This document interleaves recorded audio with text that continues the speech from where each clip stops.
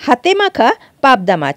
হ্যাঁ বন্ধুরা, এটা কিন্তু একটা অনেক পুরনো দিনের রান্না। আমাদের মা ঠাকুমারা এই রান্নাটা কিন্তু করে থাকতেন।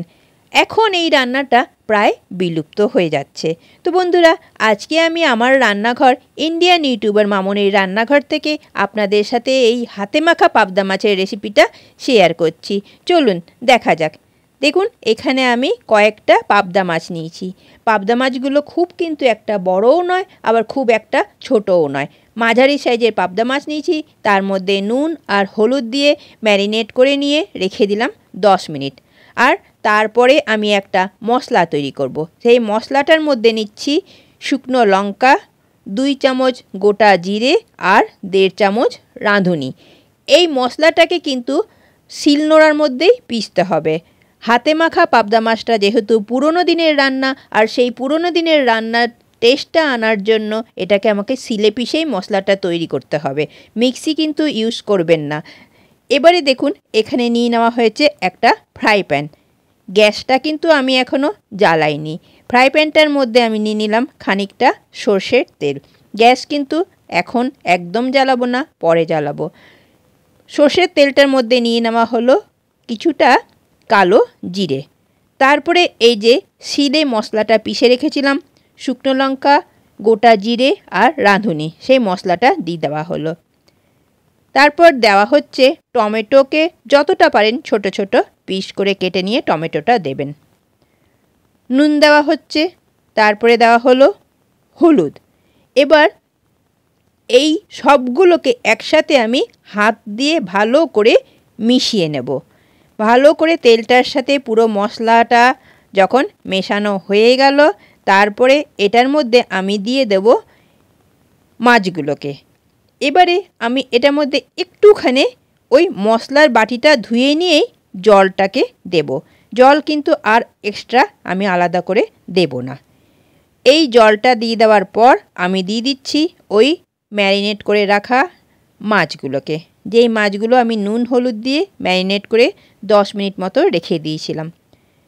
তারপরে মাছগুলো দিয়ে দেওয়া হলো। খুব সাবধানে কিন্তু এই রান্নাটা করতে হবে, কারণ আমরা সবাই জানি যে পাবদা মাছ ভীষণ কিন্তু নরম মাছ হয়।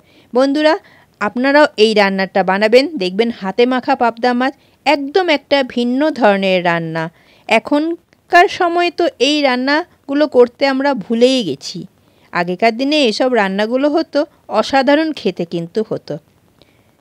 মশলাটার সাথে মাছগুলো ভালো করে মাখিয়ে আমি নিয়ে নিলাম। এরপরে কিন্তু আমি এখন গ্যাসের ফ্লেমটা অন করব। এতক্ষণ পর্যন্ত কিন্তু আমি কোনো গ্যাসের ফ্লেম অন করিনি। গ্যাসের ফ্লেমটা অন করে দেওয়া হলো। প্রথমে কিন্তু আমি একটু হাই হিটেই করব, তারপরে আস্তে আস্তে আমি এটাকে 2 মিনিট পরেই আমি এটাকে লো করে দেব। এটাকে করবার সময় একটু ঢাকা দিয়ে দিলাম। তারপর দেখুন ঢাকা খুলে বেশ ফুটে উঠেছে। এবার আমি আস্তে করে সাবধানে ফ্রাই প্যানটায় নাড়িয়ে নাড়িয়ে মশলাটা চারিদিকে করে নেব, কারণ নরম মাছ তো ভেঙে যেতে পারে, আর ভেঙে গেলে না খেতে ভালো একদম লাগবে না। হালকা করে উল্টাবার চেষ্টা করছি। দেখুন, উল্টেও দিলাম। খুব সাবধানে কিন্তু করতে হবে। তো বন্ধুরা, আমার এই হাতে মাখা পাবদা মাছের রেসিপিটা আপনাদের কেমন লাগলো? ভালো লাগলে নিশ্চয়ই করে একটা লাইক, কমেন্ট, শেয়ার করবেন। আর যারা আমার চ্যানেলটাকে এখনও সাবস্ক্রাইব করে ওঠেননি তাদেরকে অনুরোধ করছি, প্লিজ আমার চ্যানেলটাকে সাবস্ক্রাইব করবেন, পাশের বেল আইকনটাকে প্রেস করে নিয়ে। আর এই রান্নাটা কিন্তু একদম গরম গরম খাবেন, দেখবেন দুর্দান্ত লাগবে। একটা ভিন্ন ধরনের একটা রেসিপি। পাবদা মাছ তো আমরা সর্ষে বাটা, পাবদা মাছের তেল ঝাল, নানান রকম আইটেম করে আমরা এই পাবদা মাছটা রান্না করি। তো বন্ধুরা, আপনারাও বানাবেন এই হাতে মাখা পাবদা মাছটা। আর আমার সাথে আপনারা যারা যারা রয়েছেন তাদেরকে আমি অনেক অনেক ধন্যবাদ জানাচ্ছি। এই রকমভাবেই আমার পাশে থাকবেন। ব্যাস তৈরি হয়ে গেল দেখুন আমার হাতে মাখা পাবদা মাছটা। আমি আস্তে আস্তে করে উল্টে দিলাম।